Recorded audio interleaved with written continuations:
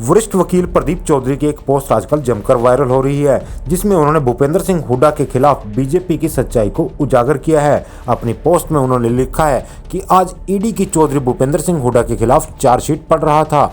मोटी मोटी दो बातें जिन पर केस आधारित है वो है कि हुड्डा साहब ने अपने चहेतों को प्लाट दिए, जिसके लिए आर्थिक समर्थता के आधार के कम नंबर कर दिए और साक्षात्कार के नंबर बढ़ा दिए। इन आरोपों को पढ़कर साफ लगता है कि चार्जशीट राजनीति से प्रेरित है। ये बात मैं एक कानून के जानकार की हैसियत से कह रहा हूँ, ना कि राजनीति की तरफ से। चहेतों का क्या अभिप्राय है? क्या मुख्यमंत्री के गांव का होना एक सजा है? क्या उन लोगों को खाने कमाने का कोई हक नहीं? अब ईडी जातीय समीकरण तो तलाश नहीं कर पाई, क्योंकि शायद ही कोई जाति हो जिसके व्यक्ति को प्लाट ना मिला हो। अब ये भी आरोप नहीं लगा सकते कि अपने लाभ के लिए प्लाट आवंटन किए। आरोप ये है कि कम कीमत पर दिए गए, तो पैसे खाने का तो सवाल ही नहीं उठता। रहा आर्थिक समर्थता का आधार, तो ये शर्तें सालों साल से चली आ रही थी, जिन शर्तों के कारण केवल पैसे वाले लोग ही प्लाट पा सकते थे। सभी को बराबर मौका देने के लिए अगर इस नियम में बदलाव किया गया तो क्या गैर कानूनी हुआ?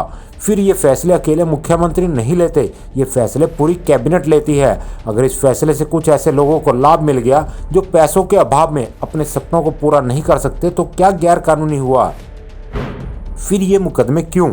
मुकदमे इसलिए कि हुड्डा साहब ने घुटने नहीं टेके।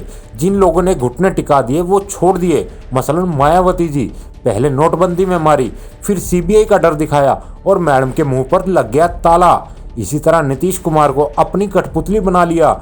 जो नहीं झुके उनको या तो अंदर कर दिया या मुकदमे चला दिए। लालू यादव नहीं झुका तो जेल में, भूपेंद्र हुड्डा नहीं झुका तो मुकदमे। जब लगता है लोग भूल रहे हैं तभी रेड।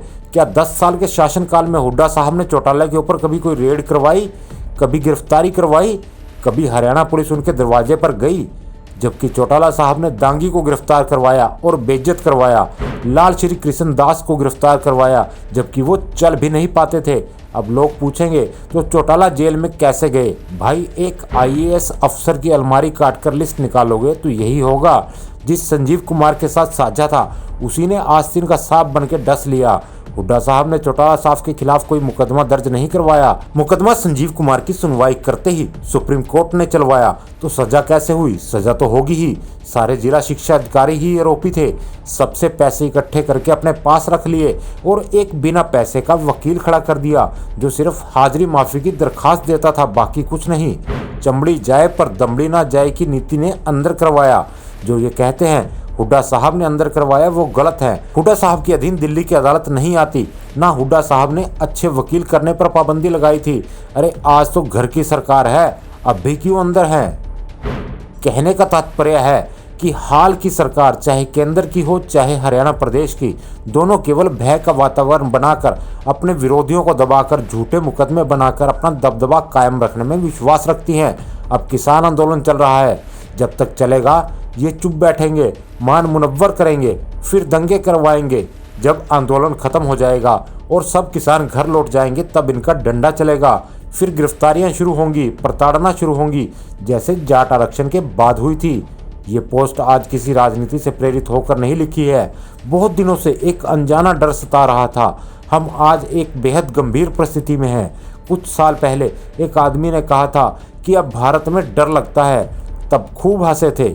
आज महसूस हो रहा है वो बहुत आगे की सोच रखता था। आज सचमुच डर लग रहा है।